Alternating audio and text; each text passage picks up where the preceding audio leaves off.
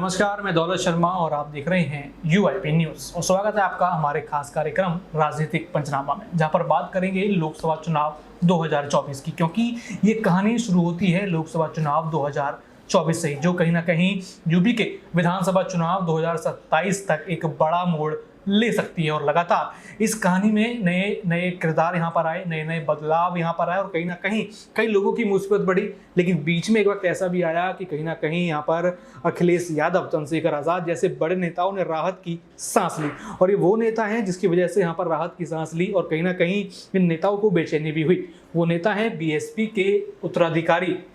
बात करें यहाँ पर आकाश आनंद की, फिर दोबारा उनको ये बड़ी जिम्मेदारी मिल चुकी है, क्योंकि लोकसभा चुनाव 2024 की शुरुआत से पहले यहाँ पर उनको उत्तराधिकारी बनाया गया था और पार्टी का कोऑर्डिनेटर भी बनाया गया था। लेकिन उनके कुछ बयान यहाँ पर चुनाव प्रचार के दौरान बीएसपी पे इतने भारी पड़े कि एफआईआर हो गई। लगातार यहाँ पर उनका वोट बैंक ही उनसे नाराज हो गया। बीजेपी लगातार उनके ऊपर हमलावर हो गई, क्योंकि यहाँ पर बीजेपी के नेताओं की तुलना उन्होंने आतंकवादियों से की थी, जिसके बाद उनको उत्तराधिकारी के साथ साथ बीएसपी के कोऑर्डिनेटर के पद से भी हटा दिया गया। लेकिन फिर दोबारा उनको बीएसपी प्रमुख मायावती का आशीर्वाद मिल गया है और इस आशीर्वाद के बाद अब बेचैनी जो बढ़ी है वो कहीं ना कहीं अखिलेश यादव और चंद्रशेखर आजाद की बड़ी है। क्योंकि मायावती को सब मना तो रहे हैं कि आप गठबंधन कर लीजिए, इंडिया अलायंस में आ जाइए, सपा के साथ आ जाइए या फिर यहाँ पर आजाद समाज पार्टी के साथ आ जाइए। लेकिन यहाँ पर बात करें मायावती की तो वो अलग अकेले ही यहाँ पर विधानसभा चुनाव से लेकर लोकसभा चुनावों को इफेक्ट करना चाहती हैं। हालांकि लोकसभा चुनाव में इतनी बड़ी सफलता नहीं मिली, क्योंकि कहा जा रहा है कि आकाश आनंद का हट जाना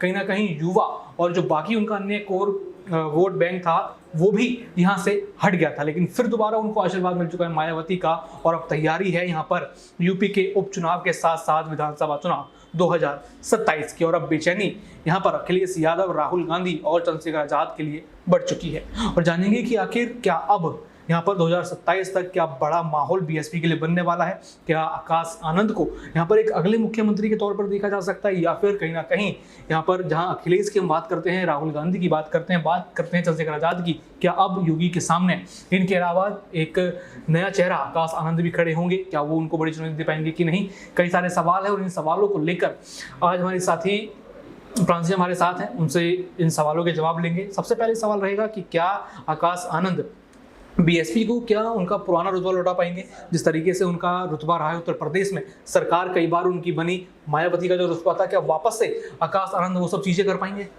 देखिए, ये बेहद महत्वपूर्ण सवाल है दौलत, जैसा कि आपने पूछा है आकाश आनंद को। बिल्कुल ऐसा देखा जा सकता है, यदि आकाश आनंद का जोश और जुनून वही रहा जो लोकसभा चुनाव में था।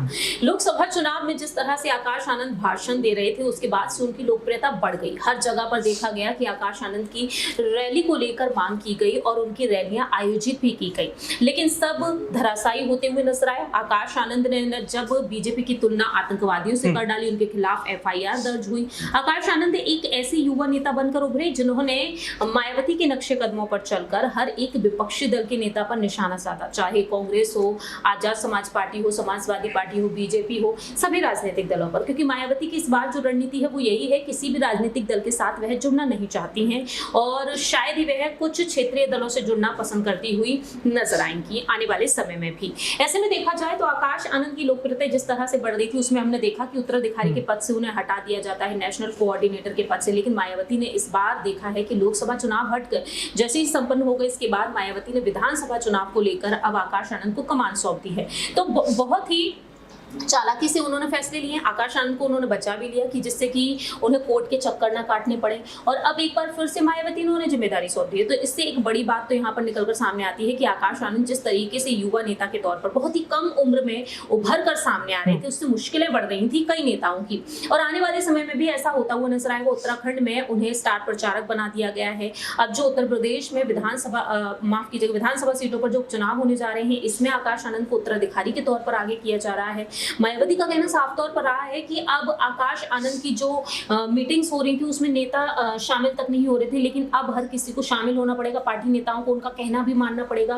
और आकाश आनंद भी सोशल मीडिया पर अपनी बात रख चुके हैं कि बहन जी ने जो आशीर्वाद उन्हें दिया है वह पूरी तरीके से अपनी जिम्मेदारियों को निभाएंगे। तो अब आप समझ सकते हैं कि बहन जी एक बार फिर से उनके साथ खड़ी हैं, लेकिन इस बार उनकी भाषा शैली पर पूरे ही तरीके से ध्यान दिया जाएगा। अखिलेश यादव खुद कहते हैं कि आकाश आनंद को हटाना नहीं चाहिए था। तो एक युवा नेता के तौर पर और जिस तरह से वह उभर कर सामने आ रहे थे, तो विपक्षी दलों के लोग भी उन्हें कहीं ना कहीं स्वीकार कर रहे थे। तो अब उत्तर प्रदेश की सियासत में राजनीति काफी दिलचस्प होने वाली है। जैसा कि आप समझ ही सकते हैं दौलत, मायावती जब अपने वर्चस्व को कायम रखती हुई नजर आई, तो उस वर्चस्व को वापस लाने में आकाश आनंद को काफी मेहनत करनी पड़ सकती है। तो आकाश आनंद जब इस पार्टी का हिस्सा पूरी तरीके से बनते हुए नजर आए, सोशल मीडिया पर बीएसपी की एक्टिवनेस देखने को मिली। इसके अलावा उत्तराधिकारी के पद पर वह देखे गए, भाषण में वह किस तरह से निशाना साधते हुए नजर आए, यानी कि किसी भी चीज से वह पीछे नहीं हट रहे हैं। तो ये बातें साबित करती हैं कि आकाश आनंद बीएसपी के उस वर्चस्व को आने वाले 6 महीनों में काफी हद तक बदलते हुए देखे जा सकते हैं। यहाँ पर आपने कहा कि अखिलेश यादव ने तारीफ, एक तरह से तारीफ यहाँ पर की कि उनको हटाना नहीं चाहिए था, लेकिन क्या ये तारीफ उन पर भारी पड़ेगी? क्या आकाश आनंद उनके ऊपर ही भारी पड़ेंगे? क्या उनकी राजनीति जो अभी दोबारा से उभरना शुरू हुई थी, यूपी में लोकसभा चुनाव में उभरी, विधानसभा अब क्या वो तैयारी कर रहे हैं, यहाँ पर खुद वो हर सीटों पे जा जाके कहा जाए तो एक तरीके से विस्तृत चर्चा करेंगे, आकलन करेंगे, तो क्या अब आकाश आनंद के वापस उत्तराधिकारी बनने से कहीं ना कहीं अखिलेश यादव की मुश्किलें बढ़ी हैं? क्या अन्य पार्टियों की बढ़ी है? क्या इस बार बड़ा झटका बीजेपी को भी लग सकता है इस वजह से? बिल्कुल ठीक कहा आपने, क्योंकि अभी अखिलेश यादव एक बार फिर से मुख्यमंत्री बनने की तैयारी में हैं। शिवपाल सिंह यादव ने साफ तौर पर कहा कि 2027 में देखना मुख्यमंत्री अखिलेश यादव होंगे, उनके भतीजे होंगे। और ऐसे में यहाँ पर आकाश आनंद की तारीफ करना अखिलेश यादव के ऊपर बिल्कुल भारी पड़ सकता है दौलत, क्योंकि हमने देखा है कि आकाश आनंद के लिए, जैसा कि आपने कहा, कि मुख्यमंत्री के तौर पर देखे जा सकते हैं। अभी 2 से 3 साल का वक्त बाकी है, और ऐसे में आप जान ही सकते हैं कि 2 से 3 साल में आकाश आनंद अपनी जो छवि है उसमें कितना बड़ा बदलाव कर सकते हैं। उनका तेज तर्रार भाषण वाकई में मुश्किलें खड़ी कर रहा है नेताओं के बीच। ऐसे में आप समझ ही सकते हैं चंद्रशेखर आजाद भी उभर कर सामने आ रहे हैं। विधानसभा चुनाव को लेकर वह भी अपने प्रत्याशियों को आगे कर रहे हैं। उपचुनाव में बेशक एक सीट पर उनकी पार्टी ने जीत हासिल की है, लेकिन ऐसे में आप समझ सकते हैं कि यूपी में अब रणनीतियां कितनी तेजी से बनेंगी। बीजेपी ने लोकसभा चुनाव में जिस तरह से सीटें गंवा दी हैं, विधानसभा चुनाव में उतनी ही सीटों पर ज्यादा पकड़ बनाने की कोशिश की जाएगी। तो आप समझ सकते हैं कि अखिलेश यादव के सामने दोहरी चुनौतियां हैं। ना सिर्फ बीजेपी है उनके सामने, अब उनके सामने बहुजन समाज पार्टी भी है। पहले बुआ और भतीजे की जोड़ी देखने को मिल रही थी सपा और बसपा को मिलाकर, लेकिन इस बार बसपा में ही बुआ और भतीजे की जोड़ी है। तो आप समझ सकते हैं कि आकाश आनंद वाकई में अखिलेश यादव पर भारी पड़ते हुए तो नजर आ ही सकते हैं।